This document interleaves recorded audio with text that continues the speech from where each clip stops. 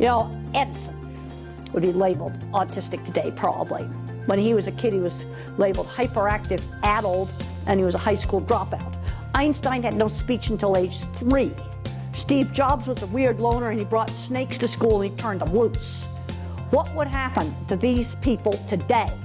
Meet Temple Grandin, a world-renowned animal scientist, spokesperson, and author born with autism.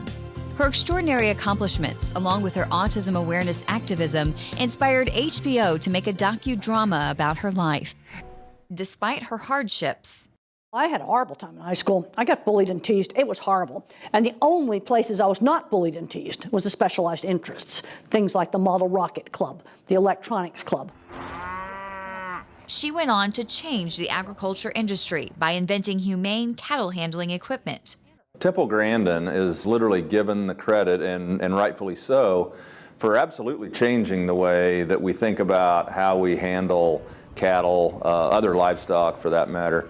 If they're put through facilities with less stress, that's better for not only the people that are handling them, it's better for the animals, and it's better in the end product. How did I get interested in cattle? On a recent visit to Warrenton High School, Grandin spent time with FFA students, signed books, and spoke before an audience of over 1,000 attendees.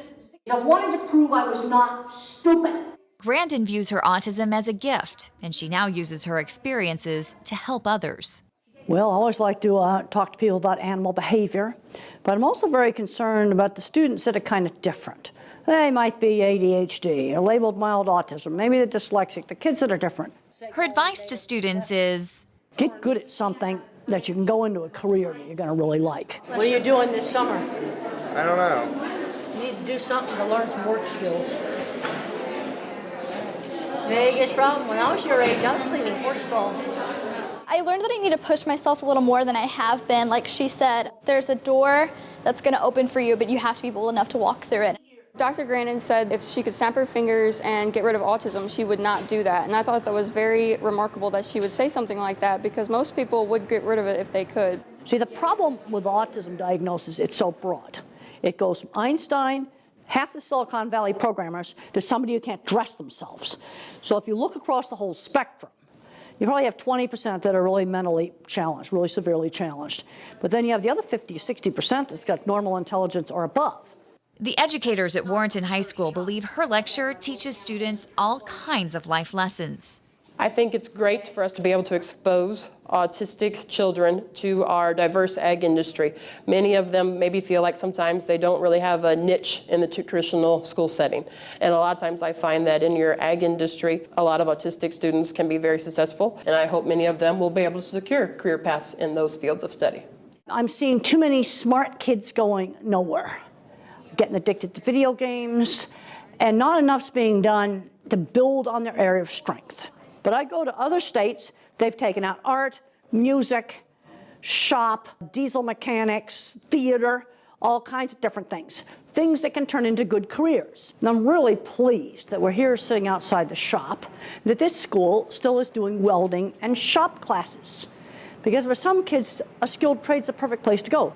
As we get further removed as society from agriculture, the students that are in agricultural education sometimes need a little pick-me-up. I mean, these are really passionate students. They're really smart. They really focus on issues of agriculture. But when they're surrounded by a student body that maybe is not as interested, it's good to have folks from the outside to come in and say, you know what, you're on the right track. One of the biggest things I was excited about when she was speaking to us today was kind of more of her production aspect, how they handle the pigs and the cattle coming through there. My grandpa used to be in that business, and from what he's told me, like she said, it was a really rough industry. So I was excited learning how she had an impact on that industry. I was personally very excited to hear Dr. Grandin speak. I heard of her 2 years ago when I watched her movie, and then I looked up her website and saw some of the plans she had on there, and actually designed a cattle working system for our own family farm. So I was just awed to be able to see her in person. Grandin's personal perspective is sure to continue inspiring the lives of many. Everybody's created differently, but you can be successful no matter what you're built of and what your dreams are. You can reach that. You have to work hard, and you have to put your mind to it and push through. Temple can serve as inspiration both to our autistic students that we currently have in our high school, as well as those mainstream students.